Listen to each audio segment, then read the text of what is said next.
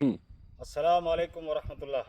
मेरे अजीज़ों, आँखों का बहुत पुराना मोतियाबिंद और आँख में बना हुआ नासूर हमारे आँख के अंदरूनी हिस्से पर इस गहराई के अंदर एक मांस बढ़ता है जिसको नासूर के नाम से जाना जाता है। और उस नासूर का बहुत सारे भाई बार बार ऑपरेशन भी करा चुके होते हैं, लेकिन वो नासूर ख़त्म नहीं होता। अगर किसी भी भाई के साथ ऐसा हो रखा हो या बार बार हो रहा हो तो उनकी खिदमत में मैं एक जड़ी पेश करता हूँ। इस जड़ी को आप गौर से समझ लो और पहचान लो, ताकि आप अपने इस नासूर को और मोतियाबिंद को, ये दो चीज़ों में बहुत ही मुजर्रब जड़ी है। इस जड़ी को हम अपनी भाषा में कटील बोलते हैं, और क्योंकि ये चारों तरफ कांटों से भरी होती है और इसके अंदर एक फल आता है, ये आपकी नज़रों के सामने है।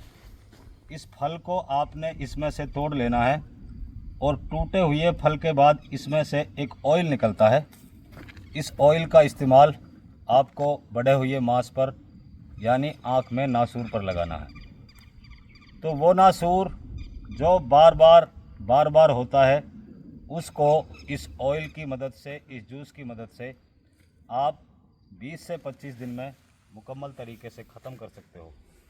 इसके अलावा अगरचे आपको मोतियाबिंद है और वो भी बहुत पुराना है, तो मोतियाबिंद को भी आपने इसको इसी तरीके से यूज़ करना है और इसको बहुत एहतियात के साथ आपने पकड़ना है, क्योंकि इसमें जो कांटे होते हैं, इसको आप समझ भी लो, इसकी कोई हाइट नहीं होती और हमेशा ये ज़मीन पर इस तरह पकड़ बनाता है और बेलनुमा फैलता है।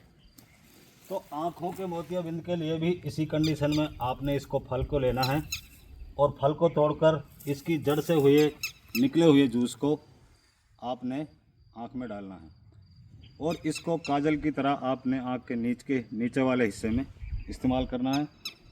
और मोतियाबिंद के लिए भी आप इसको कम से कम 25 से 30 दिन लगातार यूज़ करें। इंशाअल्लाह जब इसको आप यूज़ करेंगे 2 या 3 दिन के बाद में आप महसूस करेंगे कि आप अपनी आँखों में एक नई रोशनी पैदा होते हुए देखेंगे। तो ये बहुत आसान है और इसको ढूंढने के लिए आपको कहीं भी भटकने की ज़रूरत नहीं है। रोड के साइड पट्टे पर, खेतों में बहुत आसानी के साथ मिल जाता है। और इस आसान जड़ी से इतनी बड़ी बीमारी का इलाज आप अपने घर पर बैठकर बहुत आसानी से कर सकते हो। और फ़ायदा होने पर आप इसे किसी भी ऐसे इंसान को जिसको ये प्रॉब्लम हो या वो सामना कर रहा हो, तो आप किसी को भी इसे बता सकते हैं। तो इन अल्फाजों के साथ मैं आपसे एक बार गुजारिश करता हूँ कि इसको आजमाओ और इससे ज़रूर फ़ायदा उठाओ।